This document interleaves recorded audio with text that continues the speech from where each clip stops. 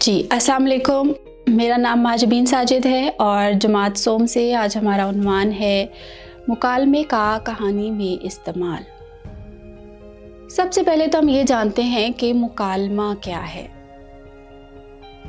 मुकालमा क्या होता है? जब दो या दो से ज़्यादा लोग आपस में बातचीत करते हैं या गुफ्तगू करते हैं तो उसको हम मुकालमा कहते हैं। यानी जब दो लोग या फिर दो से ज़्यादा लोग आपस में बात करते हैं और वो बात किसी भी मौजू पर हो सकती है, उसको हम मुकालमा कहते हैं। अब मुकालमे को हम कहानी में किस तरह इस्तेमाल कर सकते हैं? कहानी के वो हिस्से जिसमें किरदार बोलते हैं और वो दूसरे हिस्से से मुख्तलिफ होते हैं और उन्हें लिखने का अंदाज़ भी मुख्तलिफ होता है। मुकालमे कहानियों में भी इस्तेमाल होते हैं और ड्रामे में भी इस्तेमाल होते हैं। आज हम कहानी में मुकालमे का इस्तेमाल सीखेंगे। मुसलसल इबारत या कहानी में मुकालमे का इस्तेमाल करते हुए हम वावेन का इस्तेमाल करते हैं। मसलन कहानी खाने का डिब्बा आपने पढ़ी। खाने का डिब्बा में डिब्बे का मुकालमा था जिसमें वो कह रहा था कि देखो मैं कितना खूबसूरत हूँ, मेरे जिस्म पर कितने खूबसूरत फूल बने हुए हैं। अब ये मुकालमा खाने के डिब्बे ने बोला था और इसमें आपने देखा होगा कि जब हम इसको कहानी में लिखते हैं तो इसमें वावेन का इस्तेमाल करते हैं। अब कहानी में मुकालमात को हम बुलबुले में भी लिख सकते हैं और ये लिखा जा सकता है जिससे ये ज़ाहिर होता है कि ये मुकालमा किस किरदार ने अदा किया है। जैसे कहानी खाने का डिब्बा ही लें और इसमें किरदार के बोले हुए मुकालमात थे। खुदा के लिए मुझे बाहर निकालो, मेरा दम घुट रहा है, उफ मेरा मुंह। इसी तरह कहानी में अली की अम्मी के बोले हुए मुकालमात हैं। हाँ अली, ये ठीक है, अली अब ये इस्तेमाल के काबिल नहीं रहा, मैं तुम्हें नया दिलवा दूंगी। इन मुकालमा से ये पता चलता है कि ये कहानी में मुकालमात और अल्फाज किसने बयान किए हैं। कहानी में मुकालमात को कैसे बयान किया जाता है ये हम एक छोटी सी कहानी की मदद से मैं आपको बताऊंगी और आप जानेंगे कि कहानी में जब मुकालमात का इस्तेमाल होता है तो वो किस तरह बयान किए जाते हैं।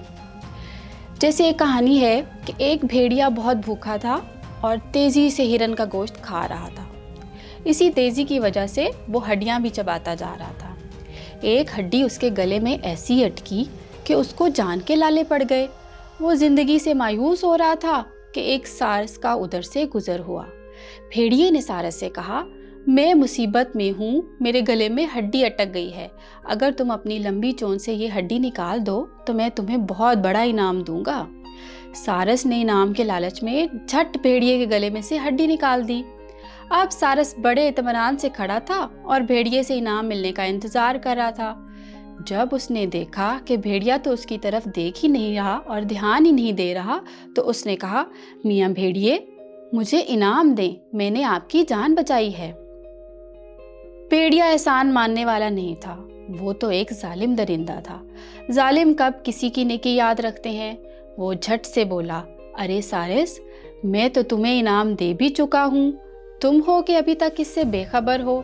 सारस ने हैरान होकर पूछा, अजीब बात है, मैं तो इनाम मिलने के इंतज़ार में खड़े खड़े थक गया हूँ और तुम कहते हो कि इनाम दिया जा चुका है। भेड़िए ने जवाब दिया कि मैंने तुम्हें ना खाकर ही तो तुम्हें इनाम दिया है।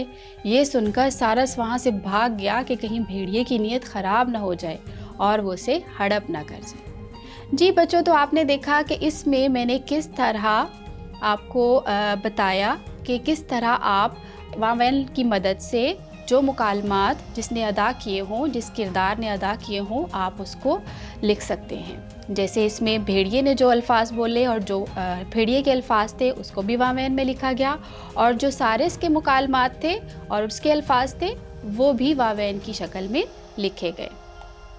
अब आपने करना क्या है, आपको इस दी हुई कहानी में से मुकालमात को शनाख्त करना है और अपनी कॉपी पर लिखना है और ये भी लिखना है कि वो मुकालमा किसने बयान किया और उसका नाम भी लिखना है। तो आपकी तवज्जो का बहुत शुक्रिया। अपना ख्याल रखिए। अल्लाह हाफ़िज़।